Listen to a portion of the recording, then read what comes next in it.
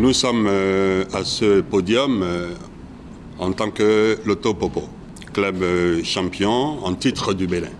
Mais à vrai dire, notre cause primordiale n'est pas celle de Loto Popo.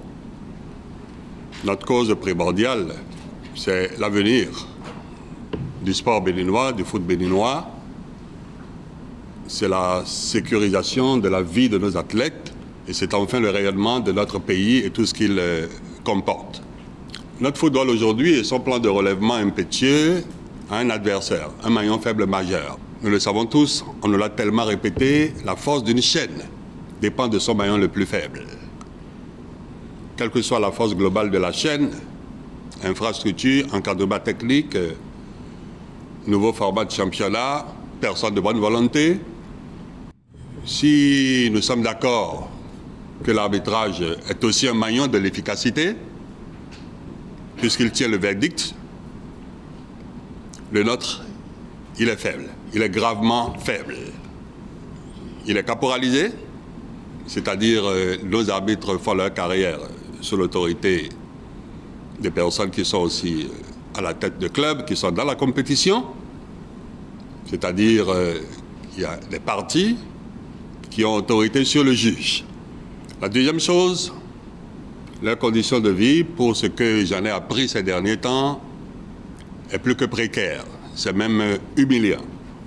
Si un arbitre peut avoir des doutes sur quoi manger après le match ou reposer la tête avant le match, ou par quel moyen raccorder sa famille après le match, je pense que c'est un être humain fragile. La fraude arbitrale vise à placer les moins bons au-dessus des meilleurs. Et ce sont les moins bons que nous exposons aux Champions League africaines, etc., et au monde. Maintenant, quand vous enfermez des jeunes gens, je demande pardon pour le mot, en un même endroit, et que vous les soumettez à une discipline rude, à une hygiène de vie rude, qui ne sont pas à l'école, qui ne sont pas à l'université, qui ne sont pas en apprentissage, qui ne démarrent pas un petit commerce, et que vous leur dites vous êtes footballeur professionnel, et vous les livrez à des arbitres qui voient quand ils veulent voir et ne voient pas quand ils ne veulent pas voir, vous mentez à ces jeunes gens-là. Et c'est immoral. Pour pas que ce soit de la fiction, je vais resserrer l'entonnoir sur un fait de jeu. Un vilain mercredi, à Comé, le stade était plein à craquer. C'était devenu un lieu où l'affichage pourrait déjà être rentable. On pourrait déjà avoir des annonceurs et gagner de l'argent pour entretenir ces jeunes gens et leur donner un avenir. Il allait y avoir une rentrée de touche.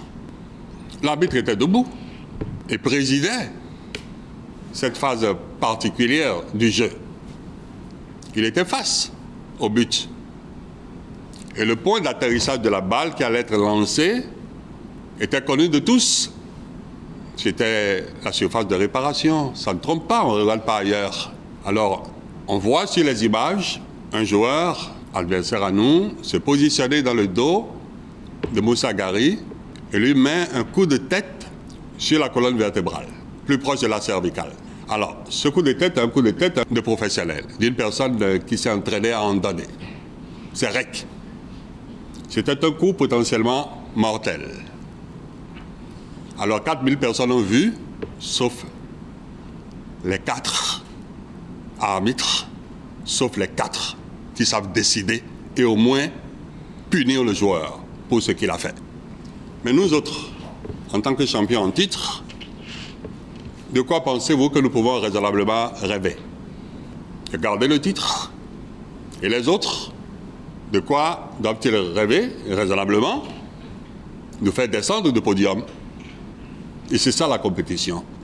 Et c'est cette compétition, si elle est saine, qui va relever le niveau du foot béninois et nous faire triompher.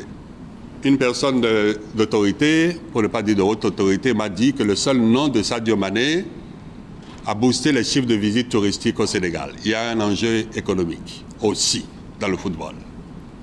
C'est quand notre Sadio Mané? C'est quand notre Drogba? C'est quand notre Haïtien? C'est quand?